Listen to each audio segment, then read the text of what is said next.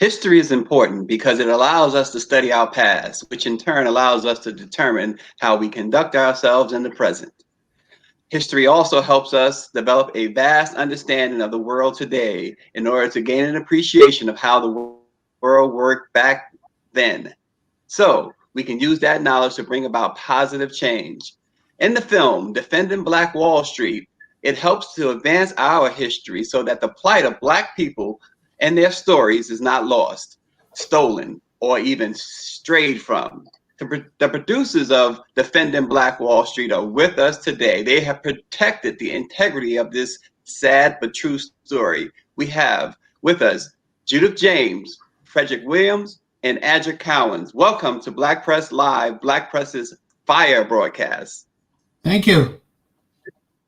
Absolutely. Thanks for joining us. Thank you, Stacey. And yep, Judith, welcome. Frederick, we'll start with you, and each of you can chime in on the importance of this film. Let's start there. Well, the importance of this film is it's never been done before. And it's amazing that this happened 99 years ago. It was taken out of the history books. It was called The Conspiracy of Silence by the Oklahoma government, and the rest of the country went along with it. So no one knew about what happened on Black Wall Street, June 1, 1921. And even more important, no one knows about those really brave Black men that fought off the invasion May 31st, 1921. And they were so successful at doing it, the white Tulsans had to go out and bring in almost every resident man, so that they had 7,500 men. And then they brought in the airplanes to go in and lodge out the Black soldiers and men who are fighting them off. And the invasion takes place on June 1, 1921. Now, our concern is that too much attention is paid to what happens after the planes come in and they break down the defense. Everybody looks at that. And we are really concerned about when you call it the massacre, instead of the heroic efforts of the Blacks who fought them off. And I always make a comparison when I talk to groups about the novel I did. You never hear them say the massacre of the Alamo, even though the same thing happened. But they want to say the massacre of Black people. So our key all the way through writing the screen script was not the victims, but the victors. And that was our goal. Yeah. And Judith James, the importance for you getting involved, what was the impetus for you getting involved? The story, and the fact that so much of our history is our history. The American history is white history. And the white filter has kept out the truth of this stories. As Fred said, these people were saying, no, you can't come in here and knock us out. And they defended it. And they were smart. There were a lot of World War I veterans who had returned home. They had learned to fight. They had their guns. They weren't going to let people just come in and knock them. So the truth of our history, I'd say a third of our history is not the truth. And if we don't get the truth in there and celebrate all of us, we have got a sorry future.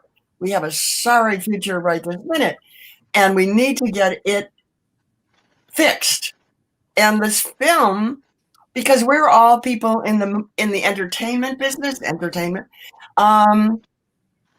we know that a film can touch people. It can get people thinking. It can get people in a way that a page in a book doesn't immediately get you. So it seemed to me, when Adric brought me this and introduced me to Fred, who had been introduced to Adric by Laurel Stratford, cousin, great-granddaughter of J.B. Stratford, who we contest is the lead activist in this because he was very responsible for building Black Wall Street. Yes. He lent money to people to open businesses. He backed people to build buildings. He had this vision. He was a brilliant man with an economist background. He knew that this could work. So I'm just saying that all this has excited us as we have found it and worked on it, and Fred's research was extraordinary. He just wouldn't let a little fact go. So we want to make this movie, and we were stopped by the pandemic. So we're now just pushing again. Right. And it's a great thing, I think. This movie will help a lot of people. Yeah. And so we're talking with the folks. We are talking with the folks behind the film about Black Wall Street. Adja Collins, can you tell us a little bit about the film itself, what people could expect, those who haven't seen it, those who are planning to see it? What can they expect, Adja? Well, I'm hopeful that they will see and be inspired by this film because, number one, we're living in a time that's very, very volatile with the pandemic and the killing of George Floyd and other Black men and women. We need something to heal the hole that's in man's spirit.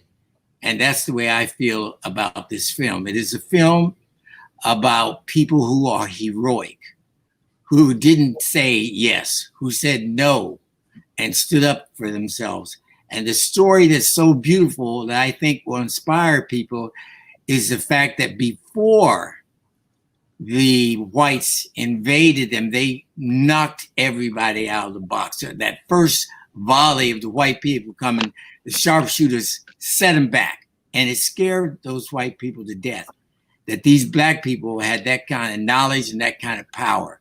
So it's going to be inspiring because the characters are fleshed out. They have real lines and real lives. And Fred gives them the words, and then we dress them up as real people because they were. And I think that the inspiration of us as heroes and heroines is going to inspire people because we are. We've been lied to by the other people about who we are and what we've done. We have great heroes and great heroines who have always come to the top. And I think that that's what's going to be inspiring about this film. It's about human beings, and it's about their plight and how they dealt with it. And I think that's the beauty of this film. Yeah, and Adja mentioned the connectivity between those times and these current times. Does the panel, does you guys, Frederick, Judith, Adja, believe that history is in danger of repeating itself?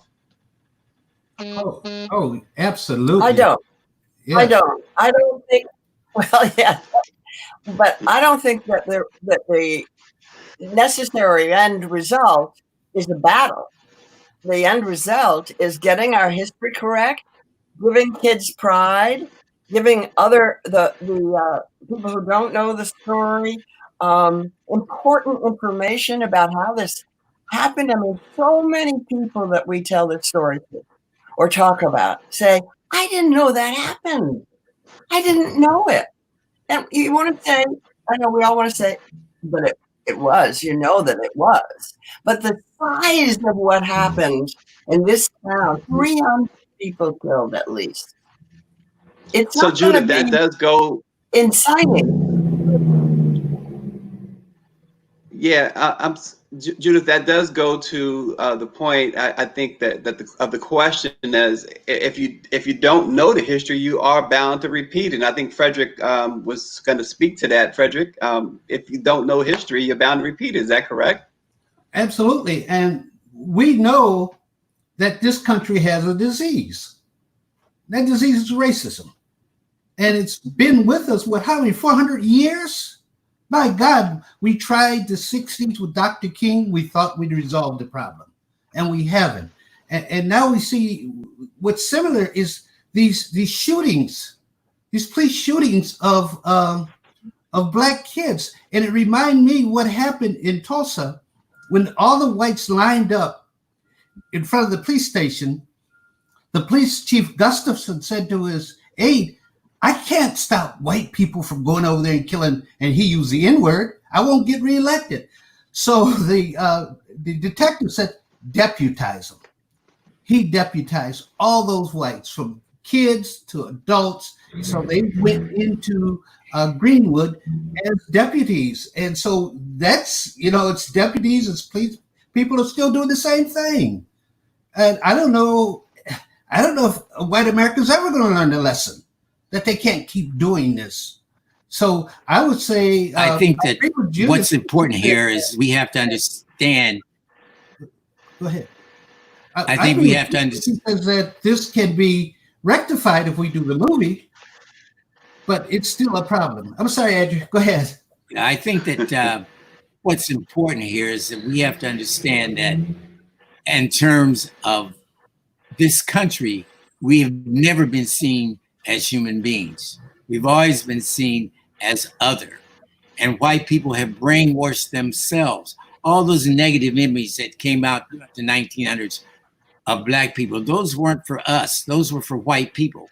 They brainwashed themselves as to who we were.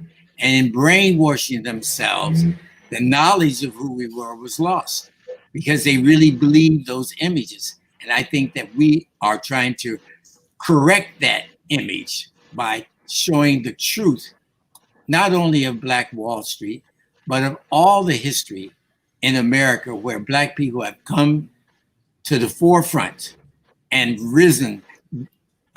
African Americans, as far as I'm concerned, are the true Americans because they have suffered everything that this country has thrown at us, and yet we've always come to the top.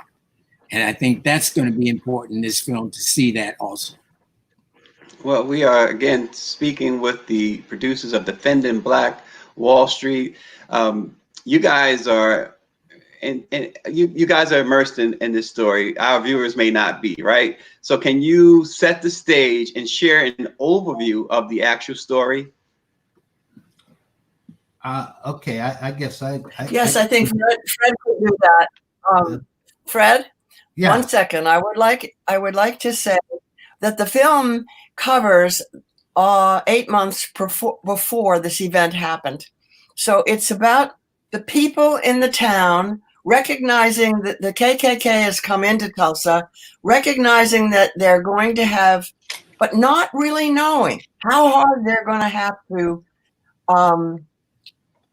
hold their ground until it gets to the surface. An attempted lynching, so that when we get to May 31st, a lot has gone on. And it's important for everybody to see that as well as the one event that defined it all. Fred, I just wanted to say that because we usually spend time on the event of the 2 days. But in fact, we're going to know a lot about these people. Okay. What happened is there was a young Black, he was a boot black, shoe shine. Across the street, his shoe shine still was across the street from the Drexel building. In Drexel building, there was a young white girl by the name of Sarah Page. She ran the elevator. Well, Blacks had to go over to the Drexel building to use the restroom on the 3rd floor. So he goes over there. Dick Rowland goes over there, uses the restroom, gets in the elevator, comes to the 1st floor, and she runs out hollering, "Help, help." Now there's a men's store right next door, the Renberg men's store. White salesman comes out, tries to grab Dick Rowland. Dick Rowland gets around him and goes home. There's also a very racist newspaper, the Tulsa Tribune, run by a racist man, Lloyd Jones. So when this hits the news, this happens on Memorial Day, May 30th. The next day, May 31st, they arrest Dick Rowland. And Jones runs in the Tulsa Tribune a headline, "A Negro boy attacked white girl." Now, here's what's missing. You can't find it anywhere, because on his editorial page, he said, there will be a lynching today. And his sons and grandsons had that taken out of the paper, because that stimulates the veterans who've come back from World War I, led by O.B. Mann, who's told the people in Tulsa, you will not lynch anyone black in this city, and he meant it. So when they read this newspaper, the veterans get together. I'm giving you a short version because I know our time is important. They go across those tracks to the municipal building where they have the courthouse on the 4th floor. So Sheriff McCullough, you have all these white men now who are drunk, carried over from Memorial Day, that line up outside the courthouse and say, give us that in, we're going to lynch you.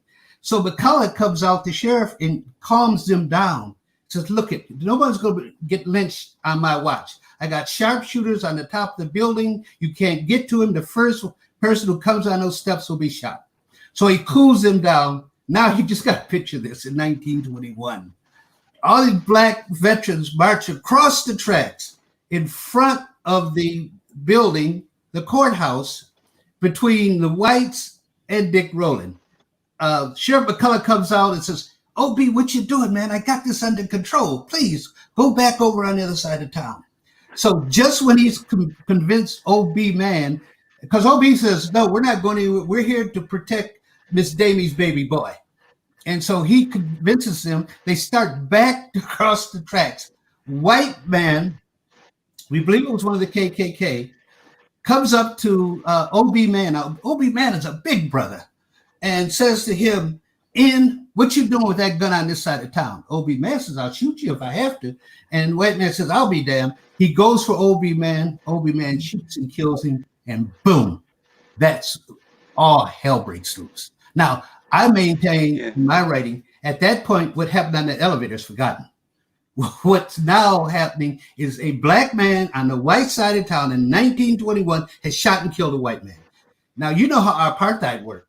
They had to have total, absolutely control. They couldn't let that happen.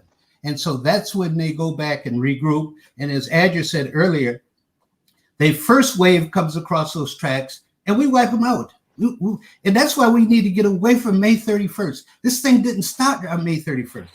The invasion was June 1st. Now, we have to stress May 31st because that's when our brothers fought them off and forced them back over across the tracks. They regrouped, they get 7,500 white men, then they get airplanes. The airplanes go in to delodge the blacks from their positions, and then the 7,500 come over, and obviously we had maybe about 200 couldn't fight off the 7,500. But as what is important, they held them off to help a lot of blacks. They say the death was 300, but they held them off to let a lot of blacks escape further north out of Tulsa. So that's the crux of the story. And J.B. Stratford, O.B. Mann, Andrew Smitherman, John Williams on the Williams Confectionery, the Dreamland Theater, they were the leaders in fighting them off. Yeah, so a little background that we were sent by Purpose PR firm is that John Rogers, the co-CEO of Ariel Investments, he's the great-grandson of J.B. Stratford, the richest man on Black Wall Street. His co-CEO is Melody Hobson, who's married to George Lucas. And Laurel Stratford is the great-granddaughter of J.B. Stratford, the first cousin of John Rogers, and she's the consultant for defending Black Wall Street. You know, it took decades, Frederick, Judith, and Adger, for Black Tulsa to come back from the incident. Parts of America still haven't recovered from riots that occurred in inner cities in recent decades. We are witnessing a similar buildup to the one described by Judith. Do the similarities between then and now also help make this story relevant to today's audience? Most definitely. Yes. I think that very much. the big thing, the dollar passed around in the community 19 times before it left. And that's what enabled them to build the wealth that made the white people angry and jealous. They just could not stand that these black people were successful, had their cars and theaters and skating rings, and were living their life without them. And I think that really just ticked them off, that they just could not deal with the fact that we were successful. This happened all over America, not just on Wall Street, but in almost every state in America. There was always some place where white people overran the black people that were successful. It didn't happen so much in North Carolina. In North Carolina, the white people really helped the black people, and they had much more success there. So we know that it works for black people and white people to work together rather than against each other. So I think that in our story, we really tried to cover the fact that these human beings, regardless of, were heroic. And that's what's important, is we've never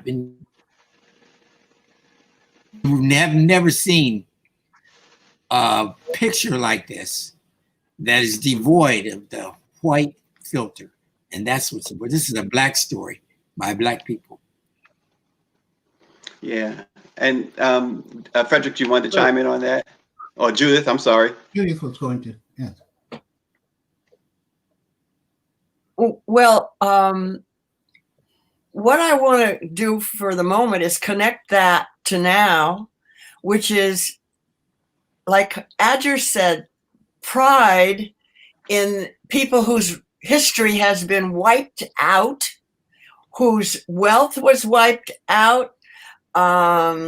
One of the candidates for president was extremely smart about devoting or giving money to communities whose not only history, but their wealth had been wiped out. And to get everything straight, there's a lot of little cogs. That's one of them. And the movie is first and foremost going to swell your hearts with pride. Secondly, it's going to point out all the other incidences that's happened. Yes, there were someplace close to 7,500 whites piled up on the other side of the tracks, waiting to go in and kill people and burn their houses in Greenwood. And there were 300 at least black men who said, wait a minute. And they got around and they said, bring your guns. We're going to defend this place. As I say, we're not looking to repeat that today. And I don't think we're close to it. I think everybody is saying, like Adger, there's a hole in our hearts. Let's get this straight about our country. So we see the movie as being both important for its information and amazing story. Amazing story. And it's important for the kids, white and black, to recognize what was taken away all over the country. So a lot of good people are wanting to make this work out.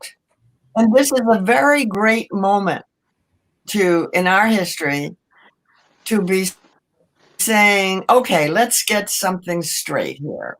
This is what happened. We haven't made the movie yet because of the pandemic. We were just rolling up. So we're trying to figure out how to shoot a movie now with staying 6 feet away. You can't make a movie with everybody 6 feet away,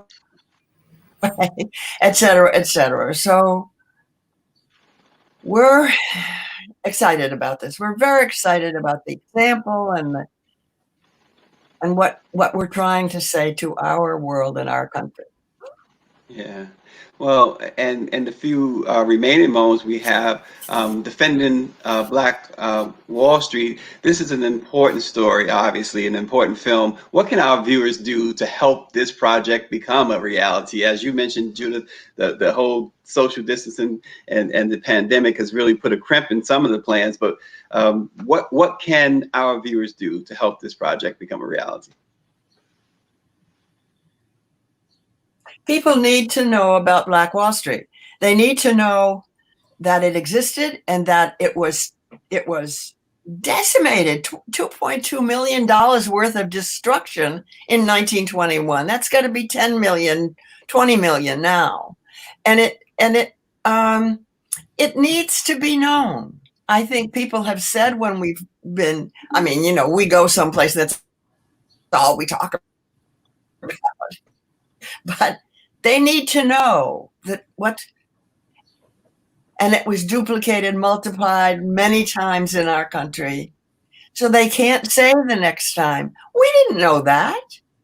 It's very important. And yes, it's our picture and we're very close to it. Fred did this great research and Laurel Stratford has been saying for 20 years, this should be a movie.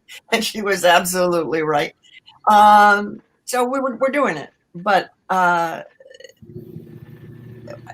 help we need is to have people say, we need to know this story. It's fundamental and important to the building up of the new information that we're demanding now with the protesting in the streets. We're demanding that we know what goes on. It's a good time in our country's history. Let me add that besides knowing that, we need to know the heroes. Okay? I have a little fed up with everyone just concentrating on the slaughter and the destruction. That happened. But the people, what they don't know are those blacks that stood up against that overwhelming odds and fought back as long as they could. When young black kids go see this movie, man, I want them to walk out of there saying, I want to be O.B. Mann. I want to be J.B. Stratford. Just like white kids could say, I want to be Davy Crockett. We need black kids to be able to say that. And that's what we're going to do with this movie, because those brothers fight, man. They fight. And they do a great job, and they need to be known. And stop just showing us running like, what was it? It was Todd McKay's poem about running. So are we going to run like scared rabbits? Or are we going to fight back? And that's what we want folks to know. We fought back in June 1, 1921, as much as we could. So from my standpoint, that's what I'm looking for in the movie. Yeah. Well, I think one way people can help. Oh, go ahead. I think that one way people can help is to learn the history, number one, and number two, to be in contact with our production company. Yeah,